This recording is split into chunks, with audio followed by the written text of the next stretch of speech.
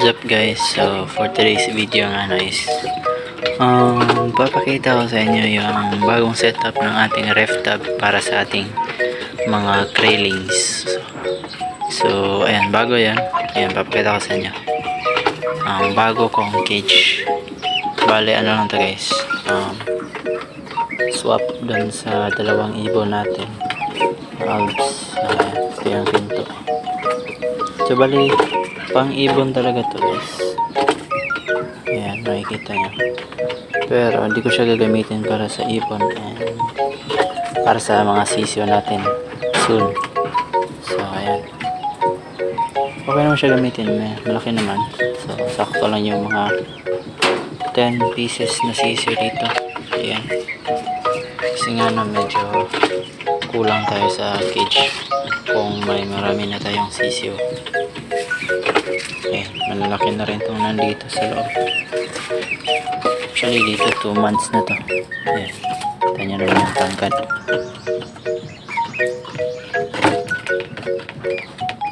And dito naman is 3 months na sila guys.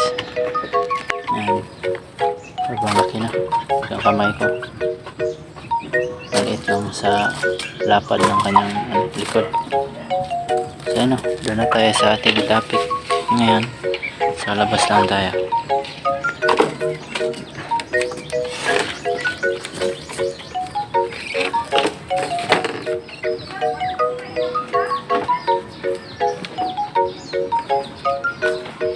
So yan, magtataka kayo ba't may tab dito is ginamit ko yun kanina kasi nga nakabenta tayo ng long fin na danyos. So ito, so yan, konti na lang sila dito, nasa mga ano ata, 10 or sobra. So yun, konti na lang yun. Nabenta natin kanina yung 8, bali 6 yung binili niya and freebies natin yung dalawa na juvie size. So yan yung, ito pala yung bago nating setup sa ating ref tub, no, para sa krillings. So yan, may lumabas na isang krillings. Yan, pumasok. So sa gabi lang kasi sila active kasi nga nocturnal, no.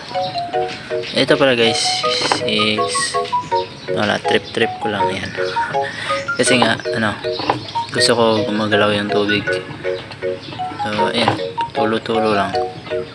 Hindi naman siya nakapagbibigay ng oxygen, pero nakakagalaw siya ng tubig. So yan, trip lang. And gusto kasi ng mga crayfish na gumagalaw yung tubig.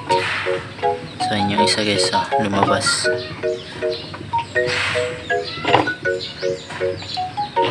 So nagdagdag pala ako ng 5 ulit na crayfish or krillings kahapon. Bumili ako. So yung nandito is 10 na sila. So ayan, medyo malalaki na rin and konting panahon na lang yung bibilangin or hihintayin para mag-breed sila.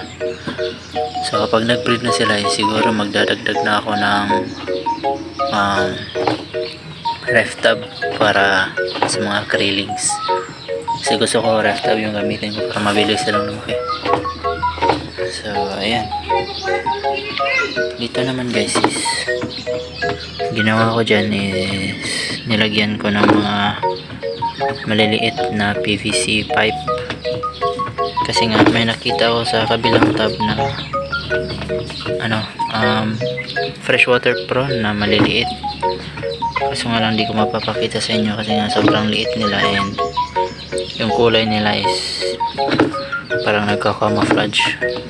So di ko sila mapapakita sa inyo. Soon pag lumaki, ayun, sana nga. Pero so far naman lumaki naman sila. So mapapakita ko sa inyo soon pag nasa mga half inches na sila.